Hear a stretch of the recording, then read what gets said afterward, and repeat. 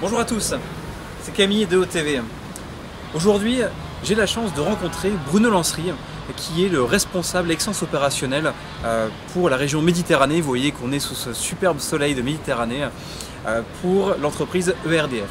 Il va nous raconter finalement comment est-ce qu'il a pu mettre en place une démarche excellence opérationnelle dans cette région pour ERDF et finalement comment lui-même a grandi à travers cette démarche excellence opérationnelle. Allez, allons le rencontrer. Salut Bruno. Bonjour Camille. Comment vas-tu? Bah bien, regarde. Superbe temps, je vois ça. Bon alors Bruno, pour les personnes qui nous regardent chez OTV, finalement, comment est-ce que tu pourrais te présenter en quelques mots? À quoi est-ce qu'on te reconnaît? Alors, je ne sais pas si j'ai une étiquette, mais je suis le monsieur excellence opérationnelle sur ERDF Méditerranée. Donc j'ai en charge d'animer toute cette démarche au quotidien avec mon réseau de référents, puisque nous avons souhaité mettre en place une organisation plus près du terrain. Donc d'ailleurs, je t'accueille ici sur un site complètement opérationnel, comme beaucoup de sites, et sur lequel nous avons mis en place effectivement des standards managériaux où nous réalisons même à l'heure actuelle un projet d'amélioration. D'accord. En quelques mots pour les personnes qui nous regardent, une agence ERDF comme celle-ci, c'est quoi les principaux métiers? Tu peux avoir du domaine exploitation, du domaine clientèle, du domaine ingénierie. Donc on voit que Excellence opérationnelle chez nous n'est pas centrée sur un domaine. Bien au contraire, nous touchons tous les domaines et nous travaillons de plus en plus justement aux interfaces interdomaines, puisque c'est là en général que nos principaux problèmes sont centrés. D'accord. Bon, et ben allez, allons à l'intérieur et puis tu vas nous raconter tout ça. Je vous accueille, pas de souci.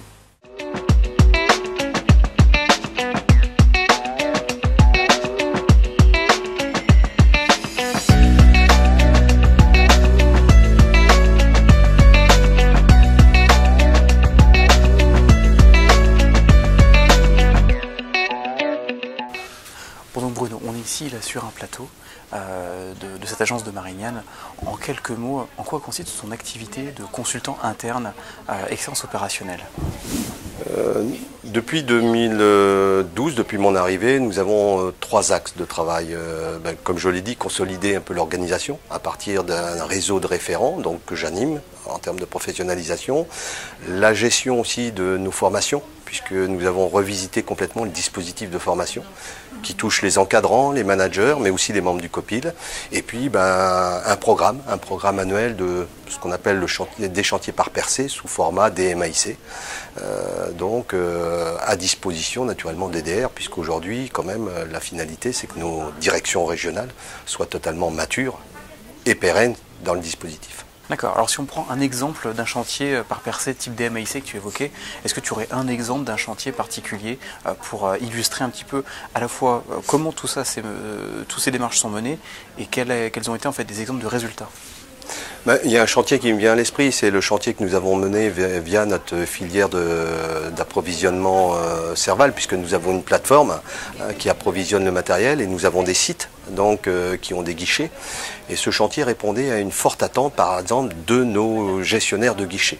Et ce qui nous a permis de mettre en place des actions pour professionnaliser la filière, donc optimiser nos stocks, puisqu'on a des stocks, et surtout informatiser tous nos magasins. Donc aujourd'hui, je ne veux pas dire qu'on peut se servir dans nos magasins comme on se sert dans une supérette, mais pas loin. Tu nous parlais donc effectivement de tout un réseau au sein des directions régionales, de différents référents, en tout cas c'est le terme que tu utilisais tout à l'heure.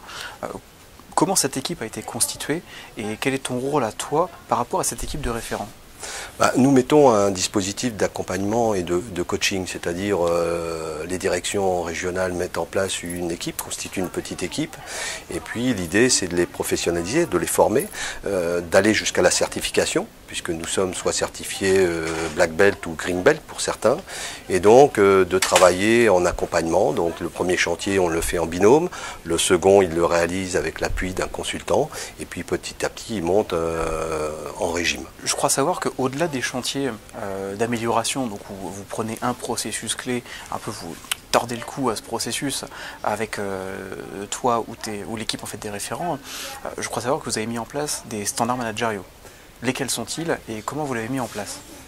La démarche excellence opérationnelle date de 2007, hein. Donc nous avions déjà ces standards managériaux en place et nous avons souhaité, suite à un audit en fin 2013, nous avons souhaité revisiter nos standards. Nos quatre standards sont ordinaires, hein. C'est le management visuel, c'est le brief-débrief, c'est la boucle courte, c'est la mesure de l'efficience et donc nous avons cherché à avoir un référentiel commun mais adaptable dans chaque domaine. C'est-à-dire que nous avons le socle et chaque domaine, effectivement, domaine d'exploitation, domaine clientèle, adapte ce référentiel, mais on doit tous avoir comme cible l'atteinte de ce référentiel, ce qui n'est pas encore à 100%, mais on y travaille au quotidien.